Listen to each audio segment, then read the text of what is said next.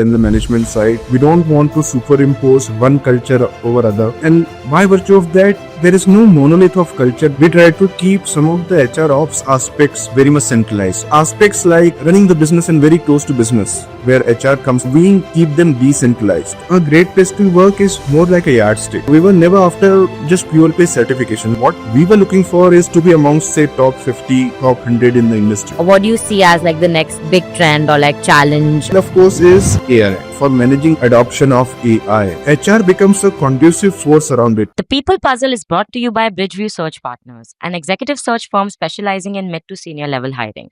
With your host, Reet Rathore from the HR practice at Bridgeview, let's solve today's People Puzzle together.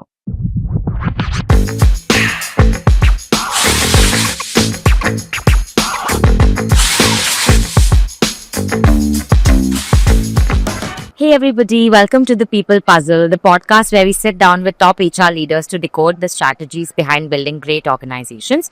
If you're passionate about people, culture and leadership, then you're definitely in the right place. I'm your host Reet from Bridgeview Search Partners, and today we're diving into a challenge that many leaders in large diversified companies face. So how do you basically create a cohesive people strategy across multiple group companies without crushing the unique culture that makes each one successful, right?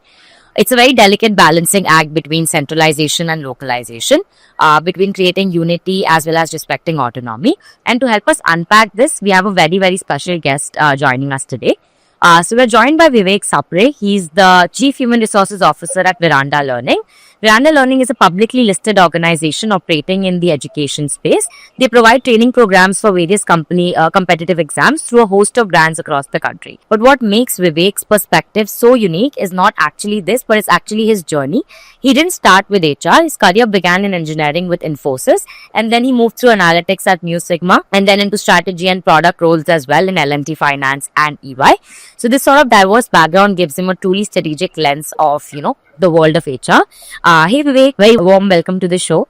So excited to have you on board today. Thanks Reet, for this warm welcome in the introduction, which was really wonderful. And yeah, look forward to this interesting interaction with you. Yes, very excited as well.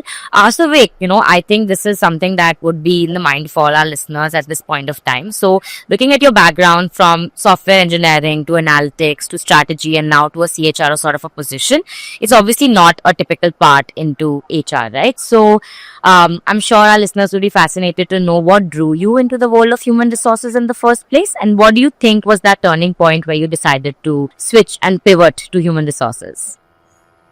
I would say probably that's destiny, and I'll give you a brief narrative as well, a story about how it happened, what it happened. But yeah, I have always been open to try new things. I was always sort of a risk taker, and somehow I was, of course, able to sell myself from moving from one role to other. It has almost been that I never repeated a role, or at least the sector. So when that exam happened and I was called for entry to Mumbai from Indore, I had come for an interview.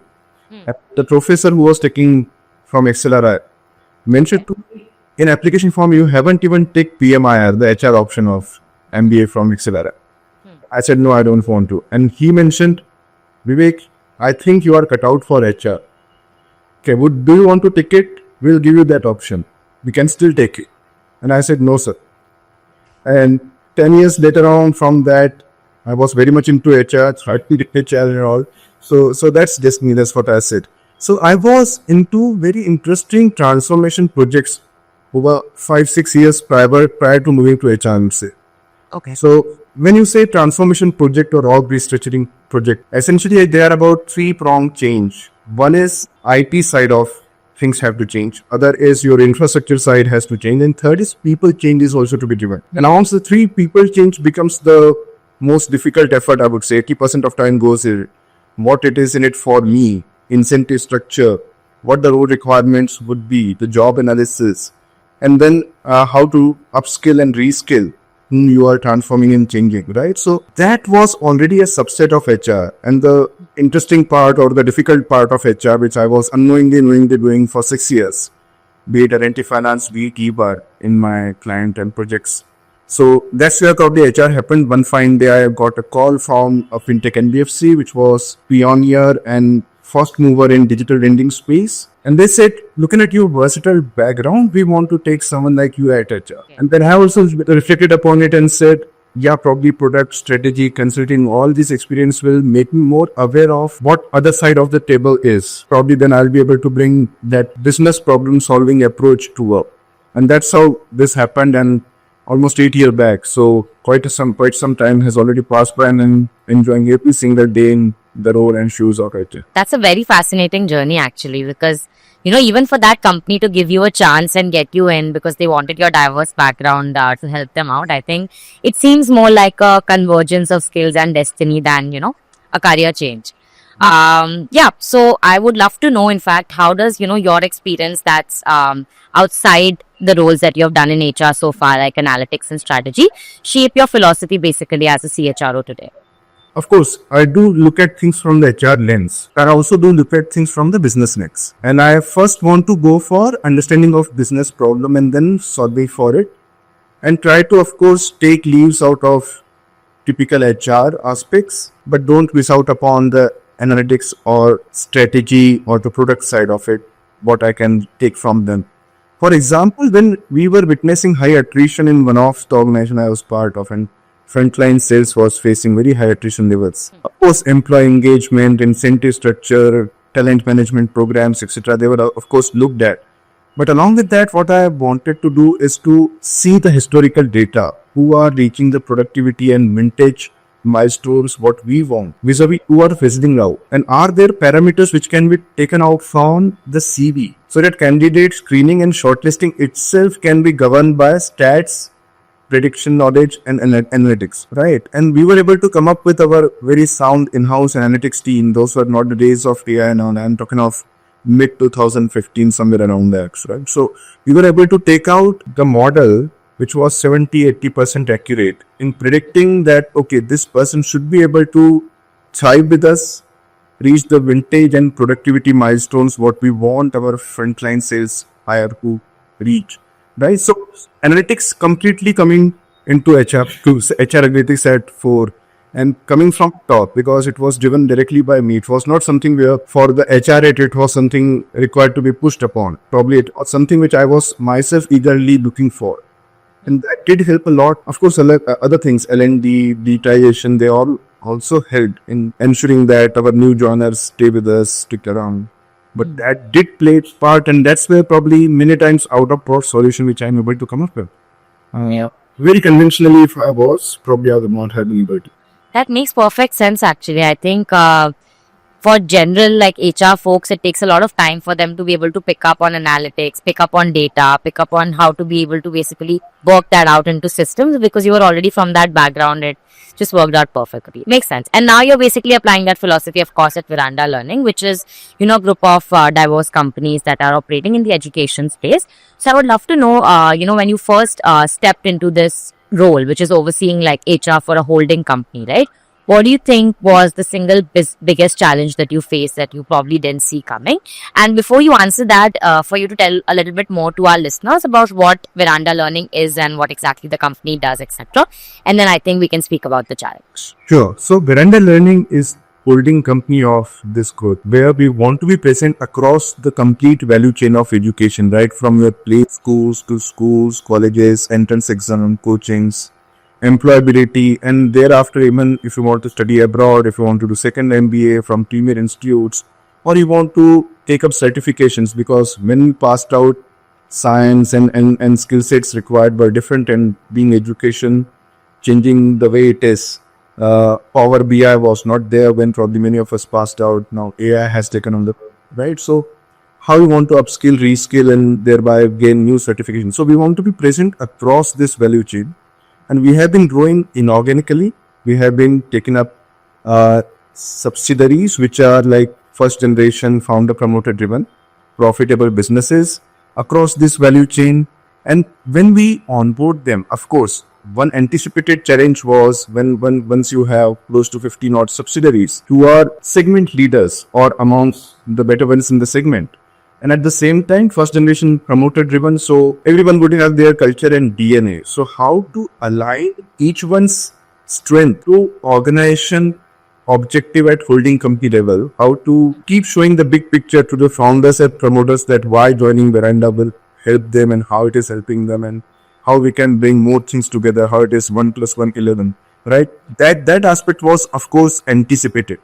What I did not anticipate when I am going to drive HR agenda within these subsidiaries, the capabilities of HR teams would vary significantly. Some would be at 0 to 1 stage of their getting evolved. Some would be at 1 to 10. Some would be beyond 10. So initiatives which might be like going to Lonavala for a picnic difficulty level for certain set of HR might suddenly be going to Everest base camp level for some other set of HR team, right? And thereby the nurturing and hand holding which might be needed for A versus set B. Some would be almost on autopilot. You tell them and they will do. And some would be like, what is this? What has struck me? Right? So, and that is the interesting part of journey, I would say, because you get a lot of fulfillment when you are able to bring someone to newer learnings and newer aspect, newer views, and kind of become a coach and mentor and not just a supervisor or a management hierarchy. So that is a very interesting and fulfilling thing which is happening along with the other wonderful challenges of Veranda.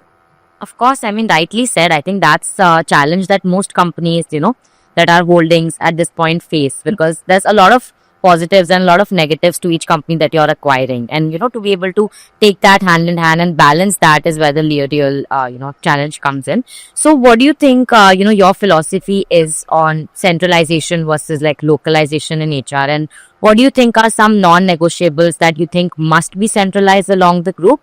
And where do you think some individual companies must have like the autonomy as well to do their own thing? And is this like a set part that we follow? Right. So what we of course follow here is we try to keep some of the HR ops aspects very much centralized, kind of shared services you can say. So say compliances, having a common service provider across with very strong IT footprint so that your people dependency goes away and you can extract information required for audit or any purpose from the system itself, right? Likewise, having a common HRIS to the extent possible. Then some of the organization-wide policies so that aspects like IGP, a bit of uniformity in performance management criteria, how the compensation structures look like across levels and grade, how you ensure very high mobility and talent pipeline getting created. That all, of course, has to be at the group level. Values and culture you want to build largely in the ecosystem, the way Tata Sons drive the agenda of various startup companies, we are also doing the same. So values and cultures, the broad framework around it also has to be centrally managed. And then aspects like running the business and very close to business, where HR comes like HR BP or say talent acquisition. We keep them decentralized. We don't call one subsidiary to feel that other subsidiaries recruitment is getting prioritized over me, right? So each one of them probably have their own set of HR BPs and talent acquisition teams. And also we need to take care of regional aspects. Some of the subsidiaries would be regional players, need not be players, local players as well, right? So what might be a very big festival or a very big occasion for a state like say Kerala or Tamil Nadu may not resonate at all with someone in Maharashtra. So that localization in flavor has to be there, and thereby a lot of policy can be personalized to meet the need of respective setup. EdTech may want a 5-day work week. Brick and mortar setup may look for 6-day work week, right? So those flexibilities in their customized, personalized policies has to be given while keeping employee first or employee sensitivities always at the back of mind. And that's where probably building company can sensitize that we are on the right side on culture value creation. That's how we want to do these things. But that's actually very interesting. I think before now, I don't think I, knew that so much actually goes into, managing and holding like a company that's group of diverse companies. So right before this question, I spoke to you spoke to me about how a lot of companies come with their own positives and their own negatives, some things that you might want to retain, some things that you might want to centralize, etc. So can you maybe share an example of any one point of time when you had to make a tough call between implementing like a standardized group policy or allowing like a localized approach to continue because that company, it worked out well for that company, etc. Like anything of that sort, any story that comes into mind basically? So say if we are driving the agenda of performance management, right? You want a very good talent-driven organization or meritocratic organization. If we want to superimpose one single, say, cycle across our subsidiaries, so we want it to be April to March because that's where the reported numbers, the financial numbers come to play, right? April to March cycle. We want to superimpose that. That may not be aligned to some of the companies whose business cycle is different. Say, education setup whose academic cycle is July to June. Yeah. So essentially their business cycle, their registrations of new student, exams, passing out, etc. follows July to June. If you want to superimpose an April to March cycle upon them, because that's what financial number reporting is, it will be out of tune to their business cycle, because then you are getting into two business cycle, last quarter of cycle 1 and then 3 quarters of cycle 2. And then it's very difficult to judge maybe a faculty, maybe a person who is required to do student sourcing or equity, right? So that is where we give this leeway. So leadership roles, managerial roles, management roles, they of course need to be tuned to April to March because they are the ones who are driving financial parameters. Yeah. But those who are driving operations, the business operations, for them the goals can still be July to June. Yeah. Right. So that kind of a leeway or flexibility we of course have to keep for very practical reasons. And otherwise you will create culture where people will feel everything is getting superimposed even if practicality is not there. And the kind of synergies we want to drive within our good companies. Some may be very strong on online and detail, while some may be very good in brick and mortar. Some would be edtech, some would be like masters in their geographies. And you leverage strengths of all within our ecosystem. That will not work if they find themselves getting pushed beyond probably what their business operations require. Right. And that's we are very sensitive about it, and we don't want to make it a push-driven organization. We keep it a very pull-driven and a very collaborative organization. Got it. Understood. That's very interesting. Actually, you also spoke about how for some companies that are good at one thing, that's something that you also want to retain. Can you think of an example maybe where one of the companies that you probably acquired had a policy or a structure that worked out so well for them that you actually implemented it overall in general? Anything that comes to mind? Yeah, I mean business operations wise, of course, that's very common. I mean, almost all the entities we acquire have some very strong strength, and usually they are not in same business segment. And even in same business segment, we look at their geographies differ. Some may be a very strong player in say southern market, while other might be in rest of India, right? So they are again complementing each other. So that way, if someone is very strong in one of the skill sets, say their product is very unique, which has a very good positivity associated in the perception of our target segment, the students. Then of course we try to leverage the strength of that content and product and assimilate it within other same segment companies. If someone is into say commerce vertical and doing phenomenally well in CA, CS entrance, their coaching modules are like wonderful, and then we want to and try to replicate it with others.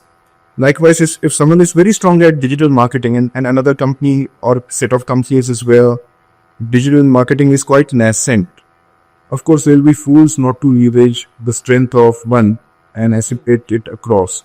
So yeah, a lot of these things happen, and likewise it happens for people also. So some of them would be having very good incentive structures which are able to drive meritocratic performance, while there could be a company which we might not have looked for incentives. They would have probably till the time we acquired only fixed compensation as the tool to compensate for or provide salaries. And that suddenly once incentives gets introduced, that upping the lever or upping the gears for business performance that follows is again a wonderful thing. So that's how we try to leverage strength of one and benefit others. Got it. That's actually an amazing example of balancing, the balancing act in practice, which is what our listeners would love to take away from this episode in general. Let's actually move on to talk about a few specific, HR functions. I think your profile mentions creating an effective total rewards framework. So that must be very, incredibly complex as a group as well. So how do you sort of, if you talk about a compensation and benefits or a total reward structure that feels fair and equitable across the group, but it's also, competitive enough to attract talent in the different specific like industries each company operates in? Like I know that Veranda is primarily for education only, but for the compensation structure, if you can let me know a little bit more about whatever strategies you guys use to attract value in general. Right. So on face, it may appear that Veranda is very uniform in terms of it's a education sector player. Again, the dynamics and nuances differ a lot. A college versus a school versus a coaching center versus an employability player versus a fintech. The set of people who work for you vary like extremely 180-degree poles apart, sort of, right? EdTech player would probably have as corporate-like employees as there would be in a eBuy or any corporate setup. While a coaching center-oriented employee workforce would have faculty as your pillars or your backbones, and it is a faculty-driven way of doing business many a times, right? So your segment would vary, and thereby your tools have to reasonably vary. But broadly, our thing is we go for comprehensive benchmarking of salary for our segment and sub-segments, so that we are not very off where market or industry is. We don't want to end up being easy poaching institute or opportunity for our compete. One is that. Second is, as people grow in hierarchy, entry level, mid level, and then senior level, we want to ensure, because with your seniority, your ability to influence outcomes goes up, and thereby you drive, or if you fail to drive the organization agendas, the outcomes would vary and would be more affecting you. So we want to be more rewarding in terms of variable as we progress upwards. Either incentives will kick in or annual variables will kick in, which might not be there for the formative state employee. And thereafter also, those who are critical, crucial, of course, you want to have long-term incentives, which can be in the form of retention bonus, ESOPs, and so on and so forth, right? So in that sense, we are very much benchmarked. We do follow a very reasonable structure of or combination of fixed, variable, and long-term incentives. And we keep on see, are we aligned with our peers in say segment and sub-segment. So yeah, that's how we want. And we want to keep it very fair and very meritocratic. So our goals, our evaluations are very quantifiable. We don't keep too many difficult to quantify kind of measures at fore when we are doing appraisal cycles and goal settings. And thereby it becomes very transparent, very fair. Where you stand, you keep on getting a sense of it against your target. And once you know that, okay, variable is going to be significant and I'm going to get a good variable if I'm doing good at my work. We are, of course, always having that aspiration or ambition to keep doing good day in, day out. Because 2 months salary equivalent or maybe more will come your way towards end of year if you are a good performer, right? So in a very meritocratic sense, we keep driving our performance also. That's actually a masterclass in strategic compensation and how to go about things. Very interesting. Another area I think that you're focused on is basically tech enabling the entire HR process, right? And I think this is also a place where your past experience would help you and come in handy as well. So when you're dealing with multiple companies, each with its own legacy systems, processes, some were established before the other one, so they might not be as tech enabled as like the newer companies, etc. So what is your approach to like HR technology integration in general? So is the goal one single unified HR image that's for everybody, or do you build like a framework that allows for different systems to like coexist while you're still providing like a centralized data structure? So largely we want to keep it very single HRIS kind of, whereby you can have for the holding company access to probably across the group companies, while respective company or subsidiary will be having their own employee data very manageable and accessible through that HRIS. At the same time, there are some exceptions to this, and they are again coming out of their business need. So a usual corporate will have employer, employee, and customer. These three aspects to be looking at. While in education sector, more so if you are a school or college, you have four: employer, employee, customer, which is student, and their parents. Parents become very important aspect of looking at it, right? So a typical conventional HRIS has no provision for a fourth layer of data story. That based it will be 3 layered, right? Yeah. And that is where even many of the CRMs will fail. So we need to get essentially into a ERP kind of a system, And then your HRIS capabilities, your learning management system LMS capabilities are much needed. So those ERPs should be having modules which do what a HRIS should be doing, the performance management, the attendance, the learning management system and all. But a typical HRIS will not do complete this, right? A parent app and its linkage to students, student linkage to faculty, typical HRIS will fail. So we go for and allow ERPs to become core of a system or IT side when taking business operations in academic institutes.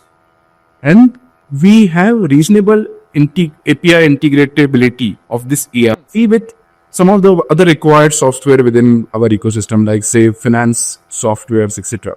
Right? And HRIS becomes a subset within that ERP, and through which we are able to drive our HR agenda, how performance management has to happen, how learnings have to be provided digitally, right? All that is taken care of. So yes, one single HRIS, if we wanted to superimpose, it would not have made the need of typical schools and colleges. So we have to give that leeway, and we are of course giving that leeway. But largely otherwise, a single HRIS is what we are following across other corporates. Got it. Understood. That makes sense. Is there any, specific example that comes to mind of a tool or a software in general that, you guys have implemented that helped out quite a bit? Anything that comes to mind? So yeah, I mean some of the CRMs which we have, because essentially it's a set where a school student is also there in a coaching center which is helping with entrance exam or graduate entrance or job time entrance exam, right? So that school student can become very catchment for the next set of subsidiaries which we have, right? So the CRMs etc., what they do, they integrate our customer data, which is student in different layers, right? Some would be MBA, some would be school, some would be incorporate, but again wanting to do certification. And then we are able to reach out to right set of audiences as per our offering. 11th, 12th student of commerce becomes right catchment of foundational CA programs from perspective, for example, right? And then a BCom final year student is furthermore closer to a CS entrance exam to get into that trigger, right? Of course, that at times starts from 11th, at times starts from first year of BCom or BBA. But if we are having CRM, which is capturing college and school student information and providing that this is catchment for you, Commerce Institute, Commerce School Institute, right? So that kind of a seamless communication of student or customer data for us is enabled through CRM. So it has helped us a lot, and those things are helping us a lot. That's actually very interesting and very helpful. And I think it's clear that getting the systems and policies right is sort of really foundational. But the softer side, I think let's talk a little bit more about that, which is like culture and leadership is probably just as critical as, getting your systems right, getting the functions right, etc. So how do you sort of foster like a cohesive leadership culture across the group without creating like a monolith where all the leaders think and act the same way? And, you mentioned, I think the culture and value part of things is something that you guys have kept as centralized.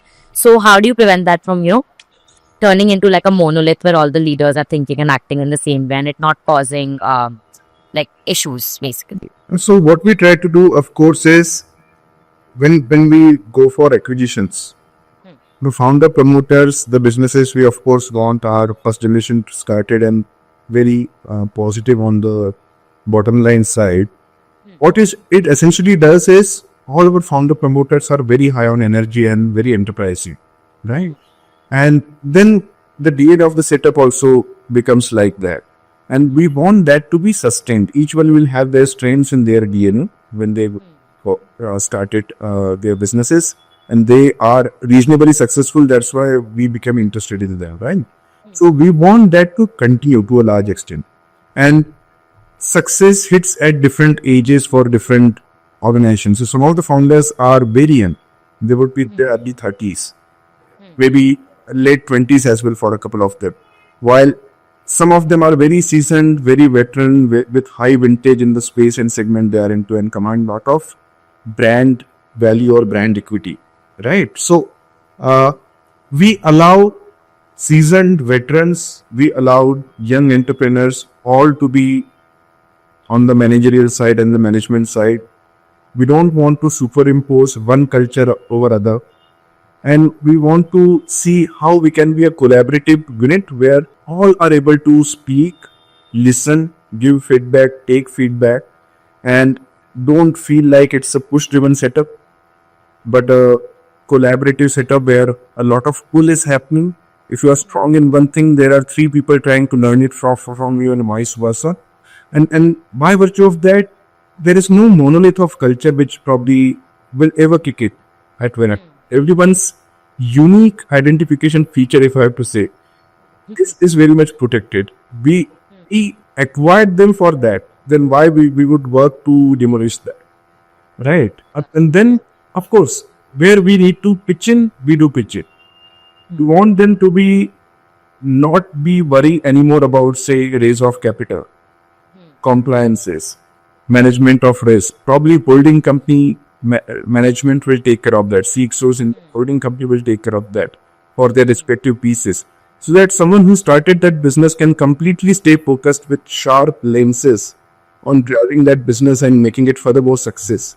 And Yeah. their difficulties are taken care of and their strengths are further amplified. That's how we probably move here. I think you've put it like really well in the last line that you just mentioned, that difficulties are taken care of and strengths are amplified. So, classic example of situation where you're letting them be to a large extent, but just still helping them grow in whatever capacity they can. So, I think that's a very powerful approach. Okay, and I think like a key part of any or this leadership strategy, of course, is sort of succession planning, right? It's, I think, a challenge in a single company, let alone like a diverse sort of a group. Of course, I can't imagine what kind of challenge it would be there. So, how do you execute succession planning across group companies? Do you, actively encourage talent mobility with Veranda, and wherein like a high potential leader from one company might move on, to another to fill a gap, or like does it stay in like silos to an extent? Right. So we are very open. In fact, we very much promote that. We do have equal job posting policies within group company movement. And sometimes we essentially don't even wait for a stimulus like that, or IJP, to be floated, right? I mean, if we see there is a clear opportunity at top and there is someone in the mid-level ready to take that, though the corporates may differ, company A, company B, right? We essentially onboard all the key stakeholders to enable that movement. So there are many examples where someone at mid-level or at times senior level moved from company A to company B, location A to location B also at times, and gotten into a role which was, of course, a develop, and they have been able to deliver. That is one part, but this is like short scenario succession plan in case of exigency or contingency, probably more so than method driven, right? So a typical emerging leader, a mid-level profile, or even for that matter, as a function and then probably above, keep on identifying them, and for the cream amongst them, the top 6 to 10 members of them, we in fact have interventions where we do very systemic 2-3 year roadmap of succession planning, leadership development, or so forth, where it will have it has job rotation, it has elements of one-to-one coaching, mentoring coming from the top, and ensuring that they are very versatile in managing different kind of business operations. They are aware of industry dynamics, and we have been able to build a reasonably good cadre that within companies there are some movements someday. We won't be in a risk that certain businesses are towards slow down or shut because of lack of talent within us, right? So very thorough program around it we have. Got it. Got it. That's actually very interesting. I think in general, bringing people together from different environments, I think has worked out for you. But I think I have a follow up to that, of course, like different people, whether they're in the mid level or like the senior level, come with like very different management styles as well when they take on, newer position or newer sort of roles. So I wanted to understand how that works out with respect to aligning the cultures of like two very different group companies, and like any challenges that you faced around that. Like I know that Veranda has basically acquired multiple organizations along the way, similar business lines as well, like say in commerce and coaching, etc. So with respect to culture, how are you sort of able to bring out the synergies in the different kinds of, organizations basically? So largely when it comes to culture, a proprietary driven or a founder driven setup, the trade-offs are largely between how much to empower and to empower or not to empower, right? Culturally, that is where probably organizations differ. Otherwise, most will be very much uh, numbers focused, most will be very much merit driven. What we try to do is, in case some of the organizations, maybe towards their initial years when we acquired, they were in their initial years per se, not a 10, 15, 20-year seasoned organizations, but evolving, still yet evolving kind of 2, 3, 4 years vintage of their business operations. There, for the very reason that in initial nascent years, you want things to be decision making wise very closely protected and guarded. And once that assimilates in a larger group like Veranda, where a lot of enablers are there, lot of people are there to help you out, manage many of the things otherwise on problem solving. It is important that slightly more empowering kicks in, and you also start to look at your leadership pipeline to be developed. So we cautiously sensitize our teams if they are slightly low on empowering, that now the focus of yours can be towards creating for next leg of growth. While the current set of business operations, we need to identify people within team or outside team using mobility and empower them to start taking care of usual set of business operations. Otherwise, what will happen is the kind of growth we are looking for, if the top of that organization is completely bogged down in running the day-to-day operations, that kind of a growth which needs forward-looking, strategizing, etc., they won't be able to do justice there. In spite of us trying to help a lot, there will be areas where adequate movement may not happen. So we very cautiously try to create that culture, that openness, and so far it has been very successful, because once people start seeing the big picture and it is going to be 5x what it is in 3 years time, that sort of a picture, of course alignment happens very fast. Yeah, I think in general, from all the answers that you're giving to me, it seems like, Veranda basically focuses on a very inclusive and open sort of a culture where you guys are not really putting, a lot of walls with respect to what you want to do or you don't want to. I think exploring is there and you just let people be their best versions actually. And I think that's working out very well for you. I'm very happy to hear that. Perfect. I think like we'll go back, a little bit more to like broader lessons and sort of some personal reflections from your stints in the past. So before Veranda, of course, you were at Neo Growth, right, where you successfully drove the Great Place to Work certification as well, which is basically about creating like an amazing culture in a single organization. So I wanted to, understand how you take the lessons from building like a great place to work in one company and then scale the very lessons across like a more complex and a multi-company sort of an environment. So I would say a great place to work is more like a yardstick.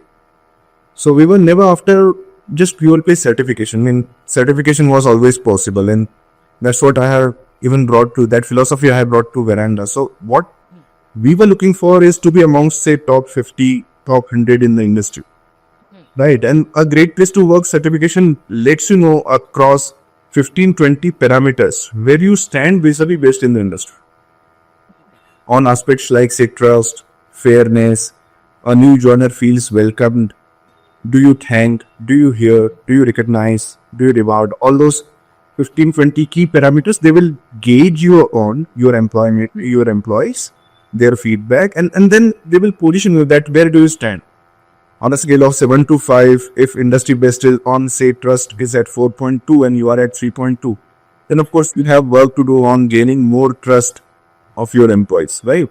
So once you have those yardsticks and very well defined quantified parameters for you, the task becomes very easy to strategize what you want to do next and execute it. And year on year, once you keep doing it, that continuous improvement helps. So be it a single company, standalone company, or be it a group, that philosophy exactly can be superimposed. Even if there are 10 companies, 15 companies in the group the way we have, or 100 companies, each of the company can probably be looked at as a separate entity, of course, and where they stand on the Great Place to Work framework, where they stand vis-a-vis best in class, and what is the journey looking at that outcome. What areas, talent management, learning and development, employee onboarding, what areas needs to be strengthened. That becomes very clear and reflective. And that is up to leadership to devise strategy, execution roadmap, and execute it to perfection. That's what we want to and keep doing. So early days for that framework till for Veranda, but a lot of it because we could qualify for top 13 BFSR when I was with Reet, right? So very next to the likes of HDFC, Kotak, Mahindra, Bajaj, right? So if you know that, okay, you are not going only for a certification, but you are going for being amongst the best, right? You are eyeing for that. That journey becomes that much more interesting, that much more longer.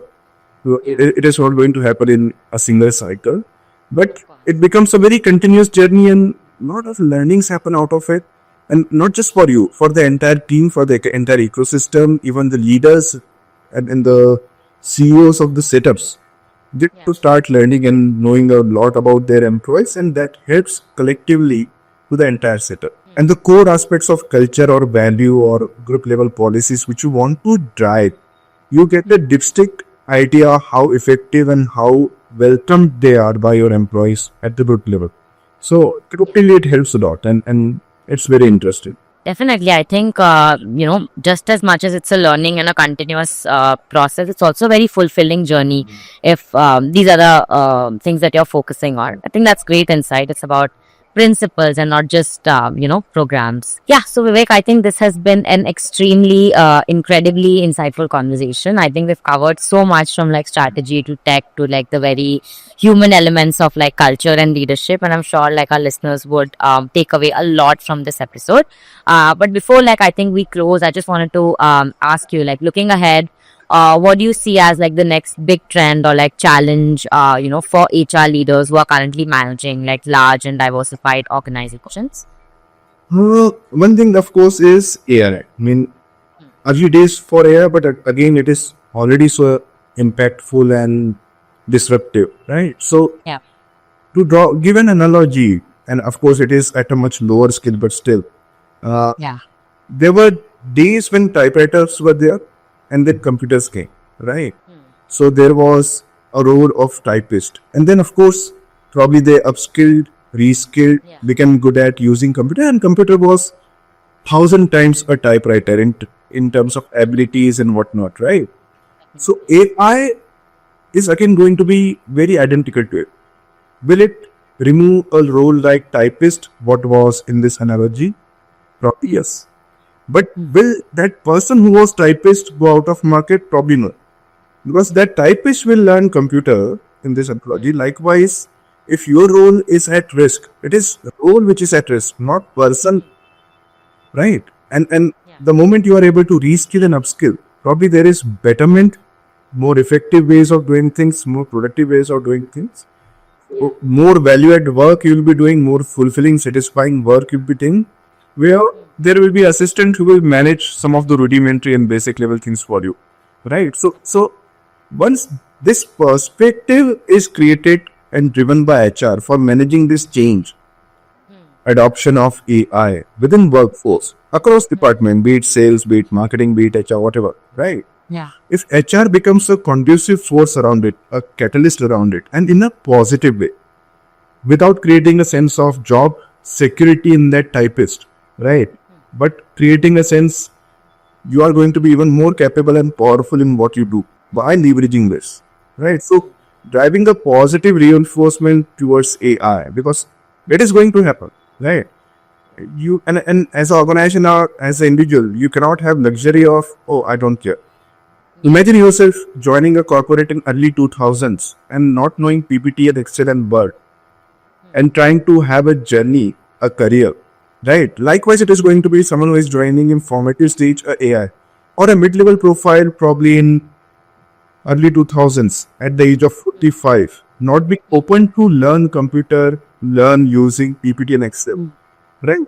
If today someone is in mid-level and is not open to learn AI, they are creating that pitfall for themselves. And HR has to be the cornerstone of letting your people avoid that pitfall and be enabled through your L&D training practices and all the right incentives and driven from top initiatives that people adopt, change, and quickly take up AI rather than become reluctant or speculating about AI.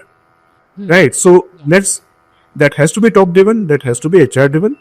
And what we are doing is, very recently at Veranda, we undertook on our CEOs and leaders through very, I would say, comprehensive AI workshop for their role as well as for their company, how AI can be a game changer.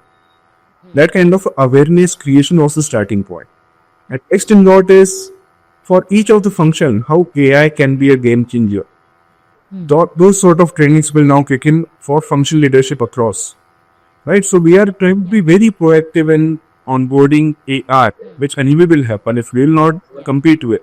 So we don't want to be missing out on the bus. We have to leverage it and be among the front runners in it. A lot of business operations of ours are already leveraging AI to a reasonable level, but it's only going to get faster and better in such interventions. Yeah.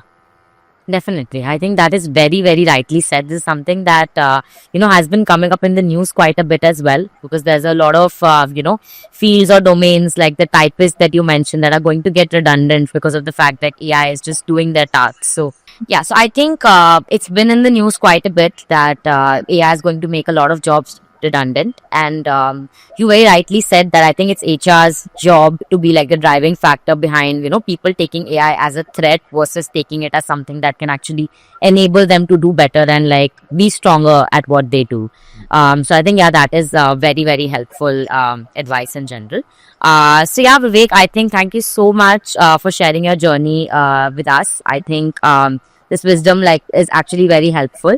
And it's very clear that leading HR in a group structure is a very complex sort of a dance between creating cohesion and celebrating diversity. And I think you've given us a very brilliant look to how it's done. And I think I must congratulate Veranda and, the entire HR team and you for the fact that you guys are handling it so well. And, you've built this sort of inclusive structure that, knows how to strike a balance between everything that's probably complicated about heading HR for a group company, right? So, thank you so much for coming in. Thank you so much for sharing your insights with us. I'm sure that our listeners are going to take a lot away from this conversation. And to our listeners, I hope this conversation gave you very valuable insights into orchestrating people's strategy on a grand scale. And if you've enjoyed this episode, please subscribe to the People Puzzle for a lot more deep dives with the best minds of HR like Vivek. Until next time, thank you so much. Thanks, Reet. It was much fulfilling having this discussion with you. Thank you. Thank you so much, Vivek. Great having you. Thank you. Thanks. Bye-bye.